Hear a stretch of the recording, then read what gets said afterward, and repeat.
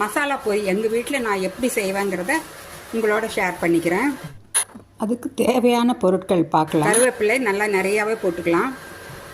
Red chilli எங்கள் தேவைக்கு ஏற்ப ரெட் சில்லி நான் ஒரு 10-12 எடுத்து வச்சுருக்கேன்.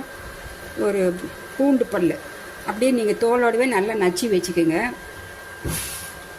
இதில் எண்ணெய் ஊற்றிக்கலாம். கடலை எண்ணெய் தான் ஊற்றுறேன். நல்லா ஒரு 2 டேபிள் ஸ்பூன் அளவுக்கு ஊற்றியாச்சு. இப்போ எண்ணெய் நல்லா சூடாகிடுச்சு. இன்னும் இந்த பூண்டு பல்ல போட்டுக்கலாம்.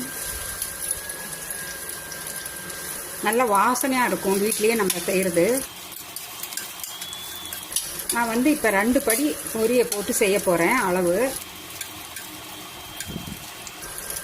பாருங்க, பூண்டு கொஞ்சம் நல்லா வதங்கிடுச்சு. இப்போ இந்த கருவேப்பிலை, ரெட் சில்லி எல்லாம் போட்டுக்கலாம்.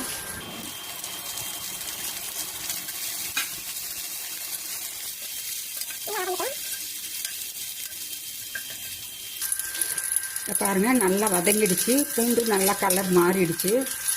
இதில் கொஞ்சம் பெருங்காயத்தூள் ஒரு 1/2 டீஸ்பூன் அளவுக்கு போட்டுக்கலாம். நிலக்கடலை,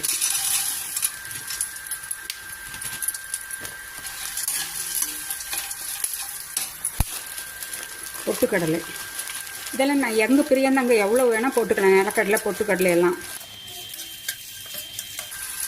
ஏற்கனவே நிலக்கடலை வறுத்த நிலக்கடலை தான், அதனால் ரொம்ப நேரம் வறுக்க வேண்டியதில்லை. இதில் கொஞ்சம் மஞ்சத்தூள் ஆட் பண்ணிக்கலாம்.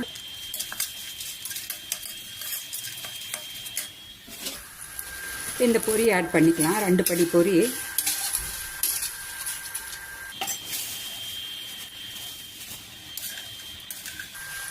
ஸ்டவ் ஆஃப் பண்ணிட்டேன். அந்த கடாய் சூட்லேயே நல்லா வறுபட்டுடும் பொரி.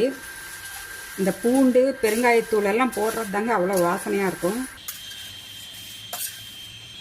பாருங்க, சூப்பரான மசாலா பொரி ரெடி ஆயிடுச்சு. நிமிஷம் செஞ்சிடலாங்க, ஒன்றும் ரொம்ப வேலையெல்லாம் கிடையாது. பொரி இருந்ததுன்னா நீங்கள் இது மாதிரி வீட்லேயே செஞ்சு சாப்பிடுங்க. ரொம்ப ஹெல்த்தியாகவும் இருக்கும், ஹைஜீனிக்காகவும் இருக்கும், சூப்பர் டேஸ்ட்டாகவும் இருக்கும்.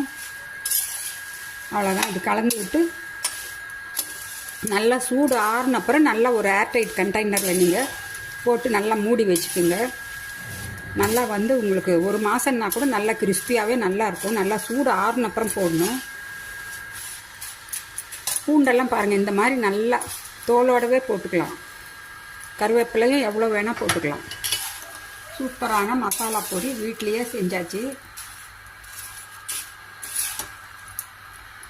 லைக் பண்ணுங்கள், உங்கள் ஃபீட்பேக்கை கமெண்ட்ஸ் பண்ணுங்கள். பாய்.